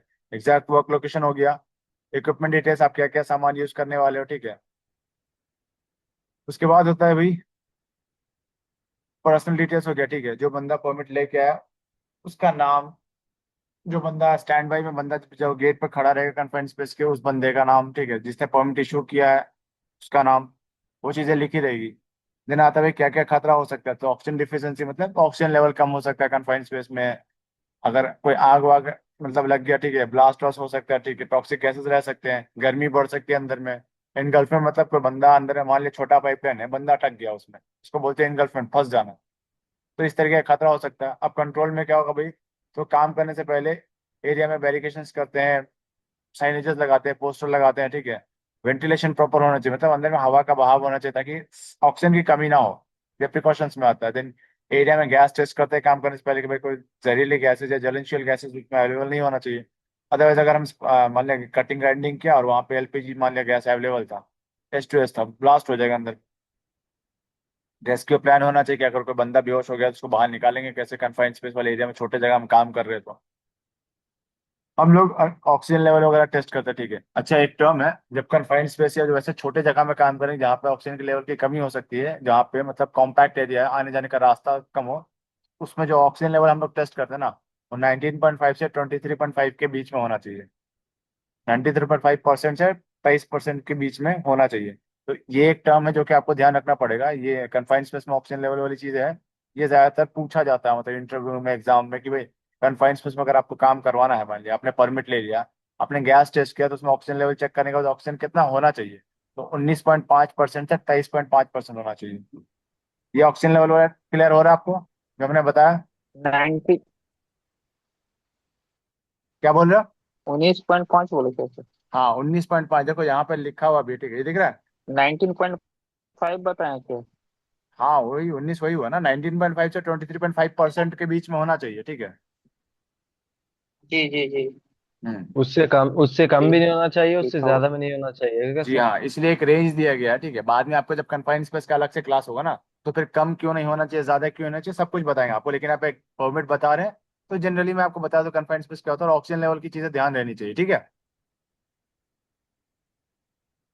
जी बाकी आपको हर एक टॉपिक को हम एक्सप्लेन जी करेंगे one sir. One. Confined space का अलग से होगा, ठीक है, तो उस टाइम डीपली जाएंगे, बट एक ओवरव्यू दे दे रहे हैं कन्फाइंड स्पेस कैसा जगह है, मतलब जो एरिया मतलब कॉम्पैक्ट एरिया हो, जिसमें वन एंट्री वन एग्जिट हो, ठीक है। ब्लॉक वो, हो। हाँ, बंद एरिया होना चाहिए नॉर्मली। जैसे ना पाइपलाइन हो गया, पाइपलाइन कैसा है, पाइपलाइन एक तरफ से खुला, एक तरफ से, दो साइड से खुला रहता है, बाकी बंद होता है। ठीक है। तो वो सब कन्फाइंड स्पेस में कंसिडर करते हैं। छोटे छोटे टनल्स हो गए, सुरंग हो गया, तो उसमें हवा का बहाव कम रहता है, तो वैसे एरिया को कन्फाइंड स्पेस में कंसिडर किया था। अब अगर उसमें ऑक्सीजन लेवल चेक किया जाएगा तो 19.5 से 23.5 के बीच में होना चाहिए, परसेंट में रहता है, ठीक है, कि 100 में कितना होना चाहिए। ठीक है, क्लियर है ये? जी जी सर। बाकी बेसिक पीपीज वही यूज करेंगे जो हम लोग नॉर्मली ऐसे यूज करते हैं भाई, सेफ्टी हेलमेट हो गया, गॉगल्स हो गया भाई। अयान, हाँ ये ऐसे तुम स्क्रीन पे ऐसे घुमाओगे ना, वो ये हो जाएगा, ठीक है। अब ये पेन को घुमाओ नहीं यार, ठीक है, ये स्क्रीन स्क्रीन पे ये होने लगता, ठीक है। हाँ ठीक है, बैक करो उसको। तो ये एक कन्फाइंड स्पेस में अगर आपको काम करना है तो उसके लिए परमिट लेना पड़ेगा, और उसमें ऑक्सीजन लेवल चेक करना मैंडेटरी होता है, उसमें टॉक्सिक गैसेस भी चेक किया जाता है कन्फाइंड स्पेस अगर काम करने, तो जो चीजें परमिट में लिखी रहती है कि भाई इसमें कोई गैस अवेलेबल तो नहीं, 0% है, कितना परसेंट है, चीजें बताई जाती है, ठीक है ना। कन्फाइंड स्पेस का जब काम होता है तो परमिट में ये चीजें मेंशन की जाती है कि भाई इसमें टॉक्सिक गैसेस है, तो कितना परसेंट है, क्या है, चीजें मेंशन की जाएगी, ठीक है। क्लियर है कन्फाइंड स्पेस आपको? जी जी आगे बढ़े? जी जी ठीक है। जी अब आते हैं इलेक्ट्रिकल वर्क परमिट पे, ठीक है। अब मान लिया अगर कोई भी वैसा काम जहाँ पे बिजली के झटका लग सकता है, मेंटेनेंस का काम हो रहा है, केबल वायरिंग का काम हो रहा है, पैनल में काम करे, स्विच बोर्ड में काम हो रहा है, तब वहां पे हमको परमिट चाहिए होगा इलेक्ट्रिकल का, क्योंकि बिजली वाले एरिया में काम करे, शॉक लगने के चांसेस है। तो इलेक्ट्रिकल मेंटेनेंस वर्क हो गया, ठीक है, उसमें आइसोलेशन एंड लोटो रिक्वायर्ड होता है। ऑथराइज इलेक्ट्रिशियन मतलब जो बंदा सर्टिफाइड होगा, जैसे अभी हम पैनल में या इलेक्ट्रिकल का वायरिंग का काम करवाते हैं, हमारे घर में इलेक्ट्रिशियन को बुला के काम करवाते हैं ना, ऐसा तो नहीं कोई भी बंदा आके हमारा वायरिंग छेड़छाड़ कर देगा। हम प्रॉपर बंदे को बुलाते हैं जिसको नॉलेज होगा कि भाई कौन सा कलर कोड का केबल यूज करना है, कौन से केबल के साथ कौन से केबल को ज्वाइन करना है। तो उसके लिए हम लोग ऑथराइज पर्सन को बुलाते हैं, ठीक है। तो साइट पर भी ये चीजें फॉलो की जाती है कि भाई बंदा ऑथराइज होना चाहिए, मतलब बंदे को नॉलेज होना चाहिए, सर्टिफाइड होना चाहिए उस काम के लिए, तभी वो काम करेगा। अब इलेक्ट्रिकल में आपको काम करना है तो सेम है, उसके लिए परमिट्स अलग से लगेगा इलेक्ट्रिकल का, ठीक है। मेंटेनेंस हो रहा है, चीजें बंद करके काम हो रही है, रिपेयरिंग चल रहा है, ठीक है, मान लिया कोई बड़ा मशीनरी था, उसको बंद करके काम हो रहा है, उसका पावर सप्लाई बंद हो गया, ठीक है। तो एक टर्म आता है इसको बोलते हैं LOTO, lock out and tag out, ठीक है। आपको आगे लोटो भी हम एक्सप्लेन करा जाएगा, बट सर वो हाँ, हेलो, आवाज आ रही है मेरी? जी जी हम बोले ना, जैसे अभी जैसे हम लोग इलेक्ट्रिकल में काम कर रहे हैं, तो इलेक्ट्रिकल में एक टर्म होता है लोटो बोलते हैं इसको, lock out and tag out, lock out and tag out, ठीक है। इसका मतलब होता है कि जब हम अगर मान लिया हमने किसी मशीन को पावर सप्लाई जाके मान लिया एमसीबी लगा था, वहां से बंद कर दिया, ठीक है। अब हम काम कर रहे हैं, मेंटेनेंस का काम हो रहा है, उसकी वायरिंग चेक की जा रही है, जो भी काम हो रहा है, ठीक है। अब कोई बंदा जाके उस एमसीबी को वापस से ऑन कर देता है, तो क्या होगा, मशीन एक्टिवेट हो जाएगा, उससे बहुत बड़ा एक्सीडेंट हो सकता है। अगर मान लिया किसी मशीन का वायरिंग में फॉल्ट था, हम वायरिंग का केबल कट करके जी हाथ में पकड़े हुए हैं, एमसीबी बंद कर दिया, वहां से पावर सप्लाई नहीं आ रहा, अगर किसी बंदे ने गलती से जाके उस एमसीबी को ऑन कर पावर सप्लाई मशीन में आ गया, जो बंदा उसमें काम कर उसको तो शॉक लग जाएगा, मौत भी हो सकती है उसकी, क्या बोलते हो? जी चांसेस है। इसलिए जी लॉकआउट रहेगा कोई। हाँ, तो इसलिए हम लोग क्या करते हैं उस टाइम ना, लॉकआउट करते हैं, मतलब पहले तो जो एमसीबी है उसमें लॉक लगाया जाता है, अलग अलग चीजों को बंद करने के अलग अलग तरीके का लॉक, पैडलॉक या लोटो का लॉक आता है, तो लॉक लगा देते पहले, देन टैग आउट, मतलब किसने बंद किया है, ठीक है। क्योंकि अगर मान लिया किसी को कुछ काम होगा तो किसको कांटेक्ट करेगा, अब तुम ताला लगा के चले गए वहां पे, ठीक है, तुमने लॉकआउट कर दिया, ठीक है। अब टैग आउट नहीं किया तो पता तो नहीं चले किसने बंद किया, अगर किसी को कुछ काम होगा, तुमने बंद कर दिया, बंद करके तुम चले गए, अब कौन किसको इन्फॉर्म करेगा भाई इसमें हमको काम है, ये ताला किसने लगाया है, उसमें टैग आउट किया जाता है। डू नॉट ऑपरेट का एक टैग रहता है, टैग के पीछे में ना फोन नंबर्स और नेम रहती है किसने लॉकआउट लगाया है, तो इसको बोलते हैं लोटो, लॉकआउट एंड टैग आउट। ये काम जो है ना, जैसे देखो पाइपलाइंस में अगर काम करना, वाल्व वगैरह बंद कर दिया, मान लिया एयरलाइन था, वाटर लाइन है, वाल्व से बंद कर दिया हमने, अब रिपेयरिंग का काम हो रहा है, तो हो सकता है वाल्व को एक्टिवेट ना करते, तो वहां पर भी लोटो लगाते हैं। मतलब किसी चीज को बंद करने के बाद उसको वापस से रीस्टार्ट ना हो, उसके लिए लोटो लगाया जाता है, ठीक है। लोटो का मतलब प्रोटेक्ट अगेंस्ट फ्रॉम रीस्टार्ट, किसी चीज को ऑटोमेटिक रीस्टार्ट या किसी बंदे के गलत फहमी से रीस्टार्ट होने से बचाने के लिए लोटो का यूज किया जाता है, ठीक है। इसको बोलते हैं lock out and tag out. ये क्लियर है? जी सर जी बाकी इन सारे टॉपिक्स का पढ़ाया क्लास तो आपको सर डीपली होगा, टेंशन लेने के लिए लोटो का जो क्लासेस है, इन सब चीजों का क्लासेस आपको डीपली लिया जाएगा, ठीक है। परमिट का टाइम इसमें हम हर चीजों का आपको एक ओवरव्यू दे देगा, ठीक है। क्लियर है? सर आपकी आवाज सर आपकी वॉइस ब्रेक हो गया है। क्या बोल रहे हो?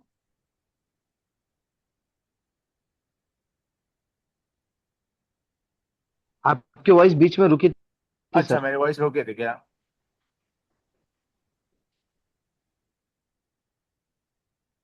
चलो कोई नहीं, अभी आ रहा ना?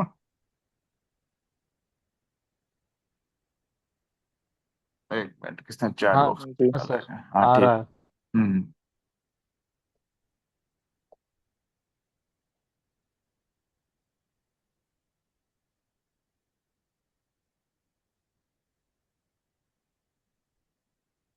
का नोट्स आप लोगों को ग्रुप में भेजा था ना मैंने, फॉर्मेट का पहले।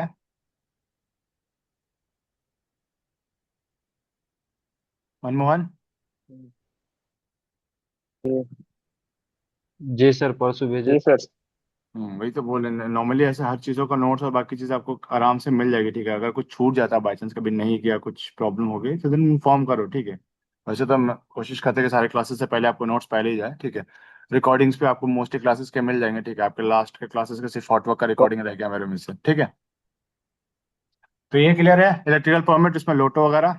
बहुत लंबा नोट है सर, बनाने में टाइम लगता है। हाँ हाँ ठीक है, टाइम लगेगा, ठीक है। तो इसीलिए तो हम लोग एक एक दिन गैप करके क्लास ले रहे हैं ना। अभी जैसे मैंने आपको परसों क्लास लिया था, कल गैप था, आपको पूरा टाइम है ना फिर रिकैप करने में। जी हम आराम आराम से इसलिए पढ़ा रहे, देखो हम एक टाइम पे ज्यादा जी। नहीं पढ़ाते, ठीक है? ताकि वो भी दिक्कत होगा, नोट्स बनाना है, चीजें समझना भी है, ठीक है? रिकॉर्डिंग्स वापस से आप देखते होगे तो इसलिए मैं कोशिश करता हूँ कि आपको थोड़ा आराम से पढ़ाऊँ, जल्दी जल्दी पढ़ाने की जरूरत नहीं है, ठीक है? स्पीड ठीक है ना? ज्यादा तो नहीं लग रहा ना स्पीड? नहीं ठीक है। चलो अब आगे बढ़ते हैं।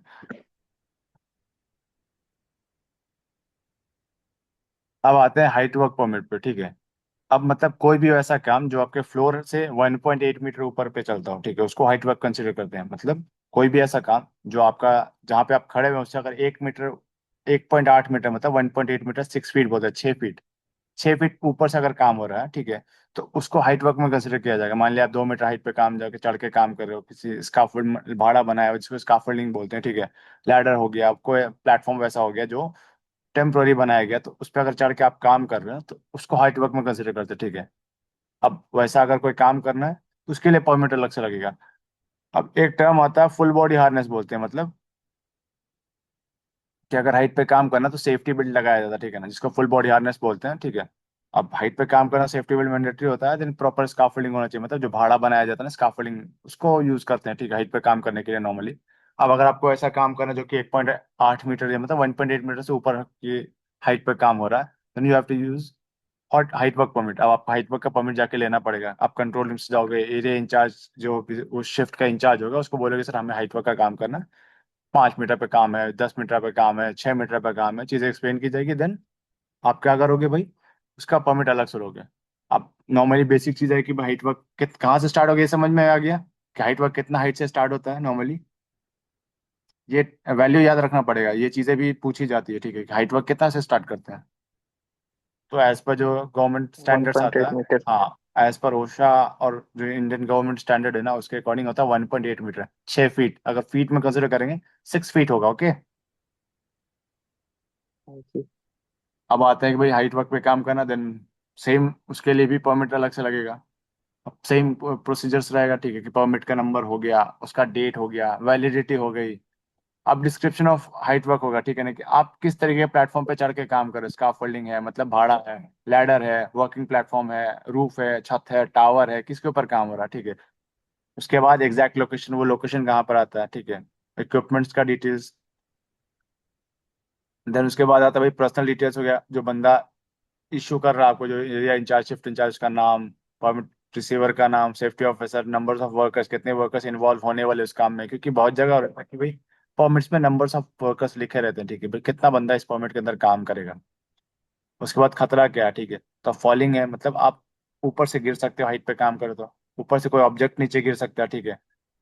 आपका जो सेफ्टी बेल्ट, जो फुल बॉडी गार्ड जिसको बोलते हैं, अगर वो सही से नहीं लगा तो भी प्रॉब्लम है। आप जिस भाड़ा यानी कि स्काफोल्डिंग के ऊपर काम कर रहे हो वो कोलैप्स हो सकता है, लैडर है आपका वो गिर सकता है नीचे।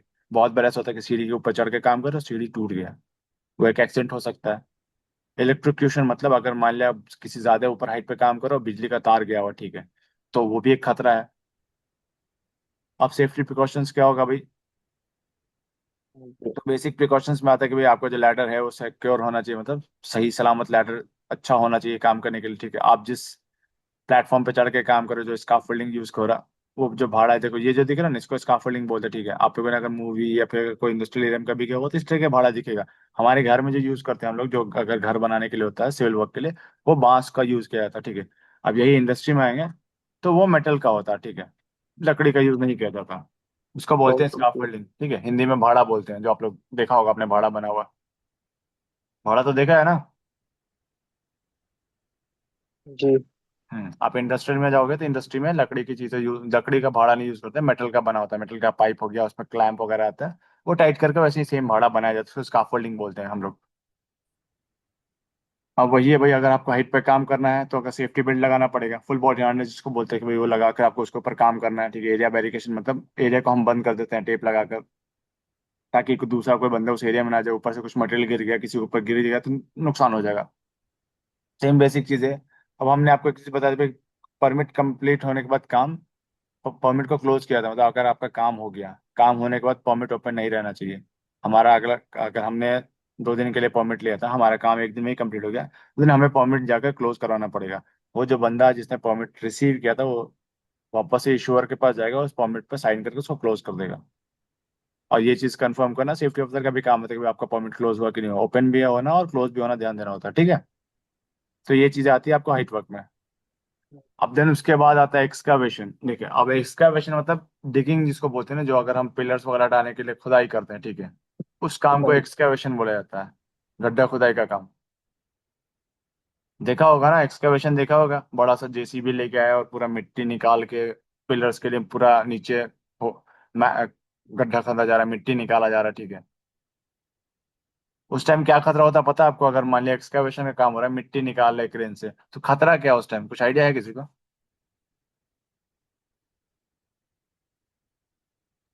जी सर, अंदर वर्कर्स को है ना, मतलब जैसा गड्ढा निकालते वक्त या कुछ भी हो सकता है अंदर नीचे।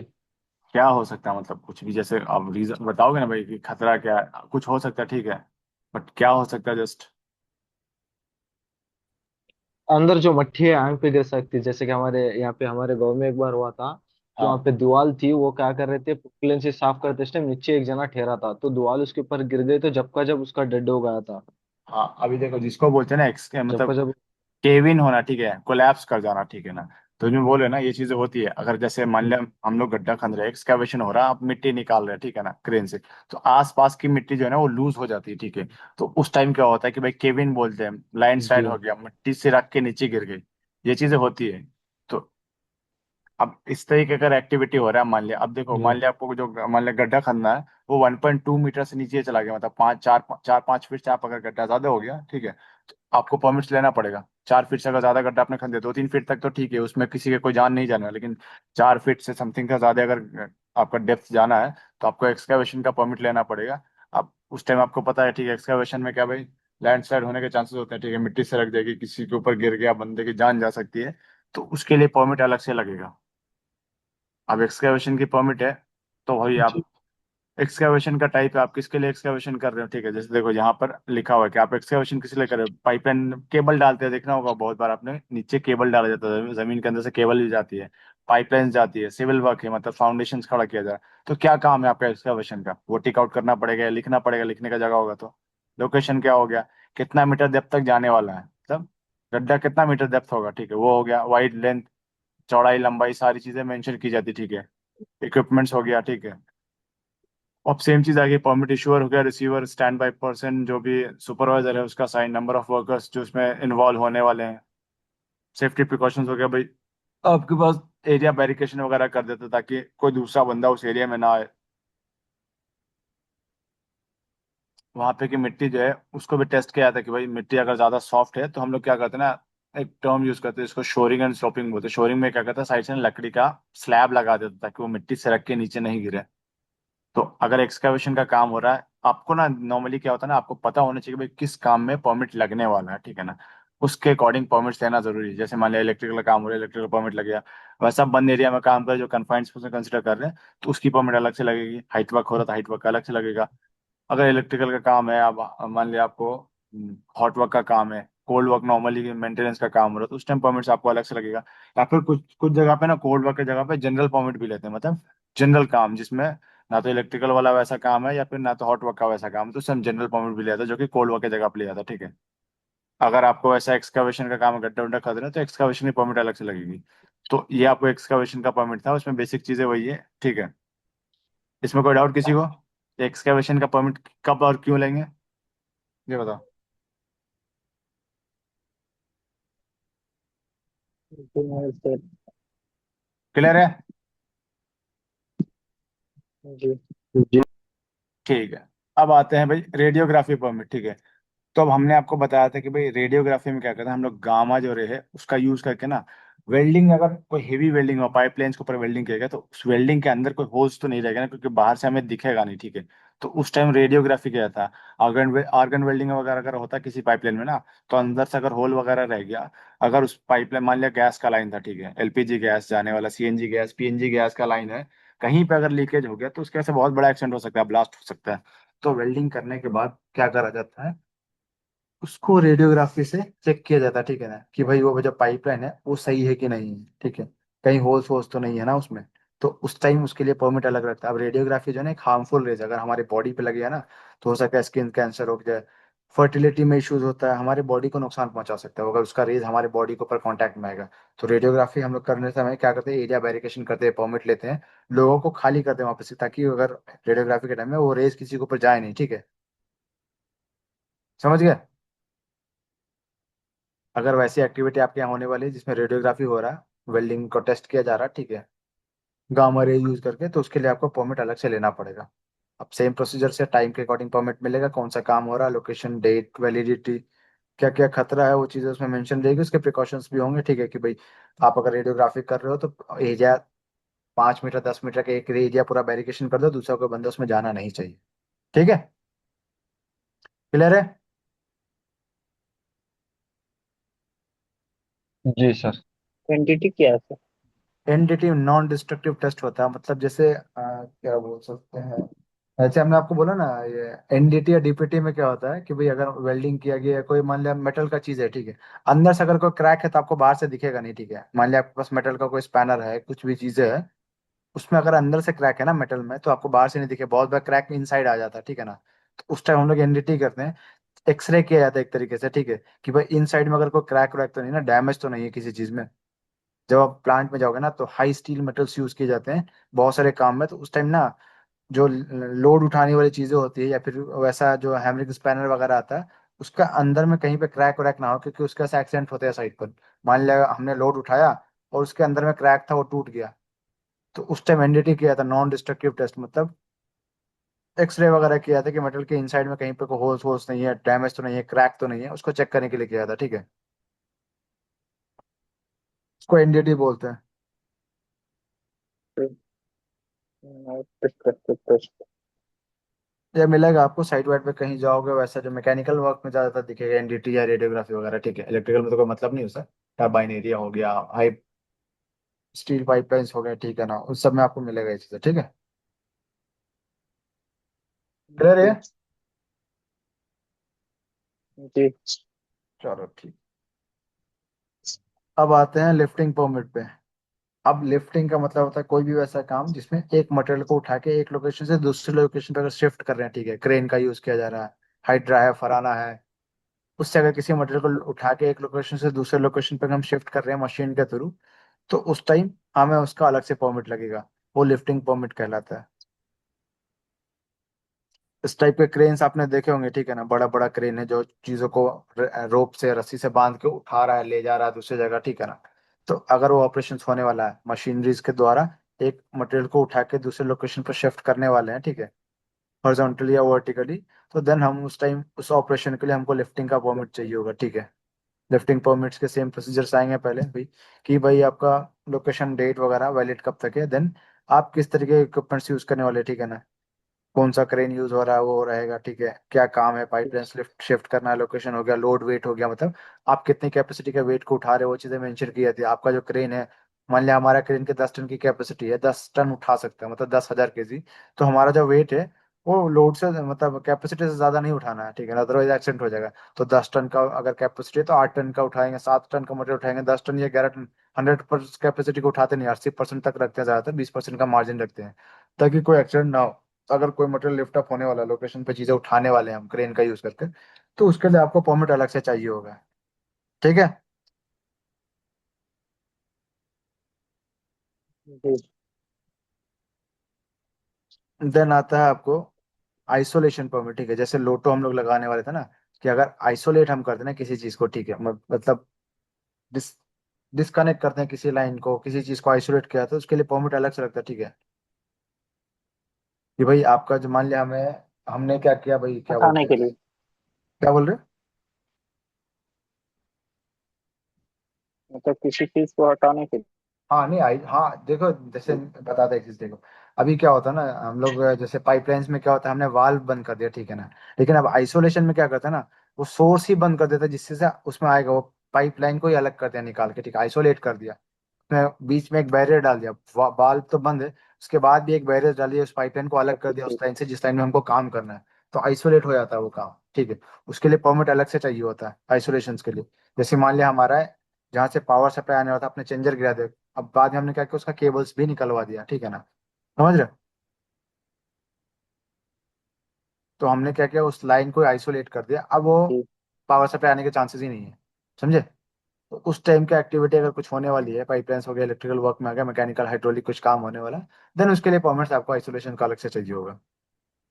तो ये आपके टाइप्स ऑफ परमिट्स कंप्लीट हो गया, ठीक है। अब आता है कि भाई बेनिफिट्स ऑफ वर्क परमिट क्या है, तो हमने आपको पहले बता दिया भाई। अगर परमिट है तो सबसे पहले चीज है कि भाई एरिया सेफ नहीं है तो परमिट नहीं मिलता, तो एक्सीडेंट को एलिमिनेट करता है, ठीक है। सेफ्टी को बढ़ाएगा, जो भी एक्सीडेंट है साइड पे उसको होने से रोकेगा, कम होगा एक्सीडेंट्स, क्योंकि आपके परमिट में बचाव भी लिखे रहता है और खतरा भी लिखा रहता है। तो आपको ध्यान में रहेगा, ठीक है, अगर ये परमिट हमको मिला तो इस काम में ये खतरा है, तो हमको क्या बचाव करना है, वो परमिट्स में भी मेंशन रहता है बहुत जगह पे, ठीक है। क्लियर कम्युनिकेशन होगा, मतलब आपको चीजें क्लियर पता होगी, ठीक है, हमको ये, हमने हॉट वर्क का परमिट लिया है, तो ये प्रॉब्लम है हॉट वर्क में, ये इस तरीके का खतरा है, तो हमको इस तरीके जो कंट्रोल्स हैं, वहाँ पे फायर एक्सटिंग्विशर होना चाहिए, लेदर के ग्लव्स यूज करने हैं, वो चीज़ आपको क्लियर रहेगा, ठीक है ना। लीगल कंप्लाइंस भी देखो। अब परमिट का एक लीगल डॉक्यूमेंट्स, मतलब आपको रिटन ऑथराइजेशन लेटर मिल रहा है, आपको काम करने की अनुमति मिल रही है। अगर परमिट नहीं है, दैट मीन्स कि आपके पास लीगल तो डॉक्यूमेंट्स ही नहीं काम करने के लिए, समझ गए। अगर मान लिया कोई एक्सीडेंट इंसिडेंट हो गया, परमिट नहीं है, तो कंपनी बहुत प्रॉब्लम में आ जाएगी, ठीक है। तो लीगल कंप्लाइंस होगा, उसमें जो प्रिकॉशंस लिखे रहेंगे आप वो कंप्लीट करोगे, ठीक है। तो परमिट काम करने के लिए बहुत जरूरी चीज़ है। तो ये फायदा होता है अगर परमिट आपके पास है काम करने के लिए, ठीक है। जी। क्लियर है? जी सर। ठीक है। अब आते हैं भाई वर्क परमिट का प्रोसेस, मतलब कैसे कैसे काम करेगा। तो सबसे पहले चीज होती है भाई, रिक्वेस्ट करना पड़ेगा परमिट के लिए, मतलब आपको एक तरीके का आवेदन देना होता है ना, जैसे हिंदी में बोलते हैं, ठीक है भाई, हमको किसी किसी चीज के लिए आवेदन देना पड़ेगा, ठीक है। तो रिक्वेस्ट करना पड़ेगा परमिट के लिए, अगर परमिट चाहिए आपको तो। देन उसके बाद आता है भाई क्या, हजार्ड आइडेंटिफिकेशन, जो हमने आपको रिस्क असेसमेंट बताया था, ठीक है ना। वो करना होता है कि भाई आपने परमिट के लिए इशू किया, मतलब रिक्वेस्ट किया, तो भाई चेक करेंगे वो लोकेशन जाके भाई, एरिया साफ सुथरा है, सेफ है कि नहीं काम करने के लिए। देन उसके बाद आता है कंट्रोल मेजर्स, ठीक है ना। उस पर क्या क्या बचाव होंगे वो चीजें मेंशन की जाएगी। हमने आपको बोला था कि परमिट में खतरा भी और बचाव भी लिखा रहता है, ठीक है। उसके बाद आता है अप्रूवल। अब सब कुछ चेक कर लिएगा, ठीक है, क्या क्या यूज करना है, खतरा क्या है, उसके बाद अप्रूव किया था, ठीक है, आप वहां पे काम कर सकते हो। देन उसके बाद आता है काम को स्टार्ट करना, वर्क एग्जीक्यूशन। अप्रूवल मिल गया, परमिट मिल गया, सब कुछ पता है, देन काम स्टार्ट होगा। एंड देन उसके बाद लास्ट में काम कंप्लीट होने के बाद परमिट को क्लोज करना। तो ओके सर। ये एक प्रोसीजर है परमिट का। स्टार्ट होगा, आइडेंटिफिकेशन, कंट्रोल्स, अप्रूवल, काम स्टार्ट हुआ, देन परमिट को क्लोज कर दिया काम खत्म होने के बाद।